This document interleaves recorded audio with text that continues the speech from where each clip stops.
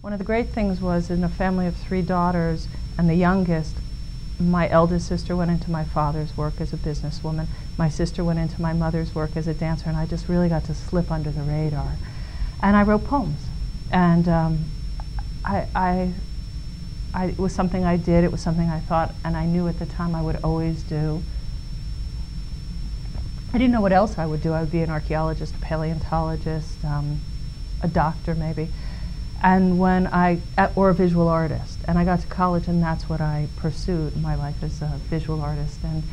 But I was writing poems and began to start taking classes in poetry.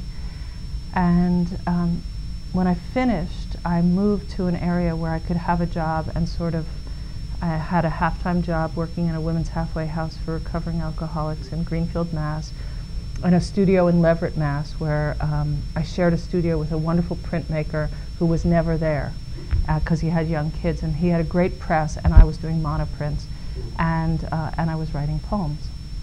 And I thought, Blake did both, I'll do both. You know, I'll be a visual artist and I'll be a poet. And while I was in Greenfield, my first poem was published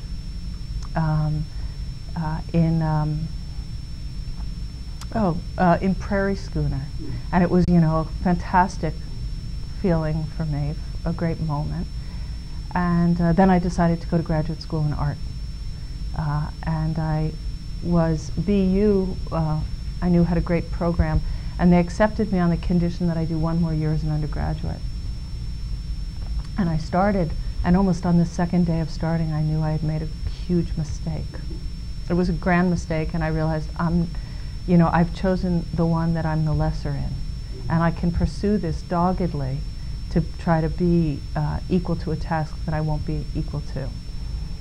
And so I kind of finished out the semester and took another job in an outpatient clinic as an alcoholism counselor. Again, I don't know how I scammed these jobs. I had no credentials. You had to have an MSW. I got that job. This is a real deviation from the course, but I got that job because I'd gotten an art award at Dartmouth, and the person, Adelbert Ames, it was his daughter-in-law who was hiring. And when she saw that I'd gotten this award, she wanted to meet me. So she met me, and I convinced her to give me this job that you needed an MSW for. And then I applied to Columbia and started studying there. And I went there with a great awareness of everything I didn't know. I hadn't really been I had barely taken English classes at Dartmouth.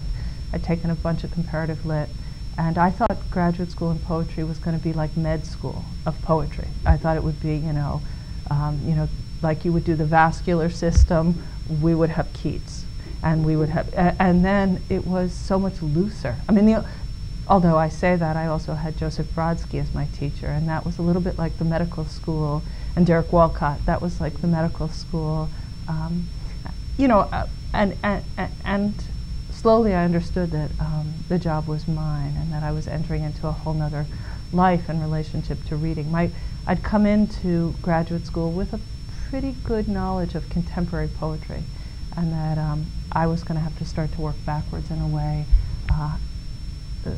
that was going to be a lifelong job and task and a pleasure, and that as I worked my way back into history, I was realizing I was in conversation with them, that through beginning to know contemporary poets, by beginning to know the poets a generation or two older than myself, that I had been kind of reared on, like Levine, who was also a teacher of mine, or Kunitz, or Adrienne Rich, that they had already been in conversation with those prior. And while I hadn't really understood it, I began to realize that if my work was in some relation to conversation with them, or that I was, as any writer does, beginning to create my canon, that when I encountered certain prior writers, I realized they were already in my canon, or that I was already had begun a conversation with them through other people. And that was, and is, that's, I don't know, for me, part of the great joy of being a writer is the joy of being a reader.